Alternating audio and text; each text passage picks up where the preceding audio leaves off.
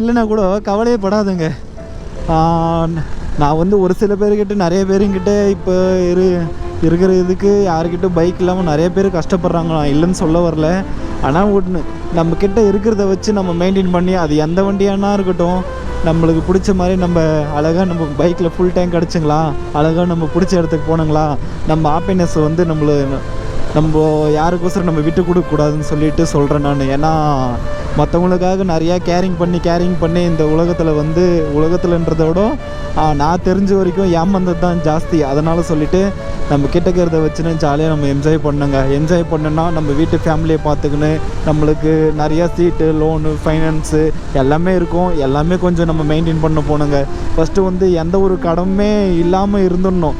அந்த கடன் மட்டும் இல்லாமல் இருந்தனாவே லைஃப்பில் நம்ம நிம்மதியாக இருக்கலாங்க. நம்ம வந்து எப்படி சொல்கிறதுன்னா, நம்ம 4 ரூபா சம்பாரிச்சா கூட மற்றவங்களுக்கு வந்து கை நீட்டி பதில் சொல்லக்கூடாது. அதுக்கு தகுந்த மாதிரி நம்ம இருக்கணும். அதனால் சொல்லிவிட்டு நான் சொல்ல வரேங்க.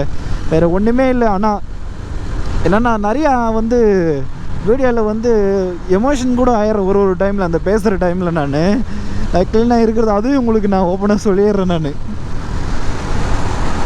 பார்ப்போம் எப்படி தான் போகுதுன்னு சொல்லிவிட்டு. எனக்கு வந்து நான் வந்து இவ்வளோ அதை மீண்டும் வந்தேன்னா, நான் என்னோடய ஃப்ரெண்டு ஒருத்தர் இருக்கான்னு சொல்லியிருக்கேன். அவளான்னு சொல்லிவிட்டு அப்புறம் என் பைக் தாங்க, வைஷ்ணவி என் பைக் தான் சொல்லுவேன் நான்.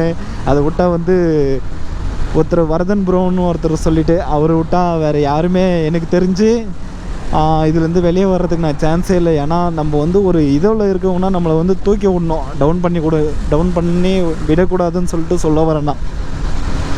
சரிங்க, நான் வந்து ஊருக்கு போயிட்டு நான் கண்டினியூ பண்ணுறேன். ரொம்ப எமோஷன் ஆகிடுறேன் நான் பைக் ஓட்டின்னு பேசணுன்னாவே.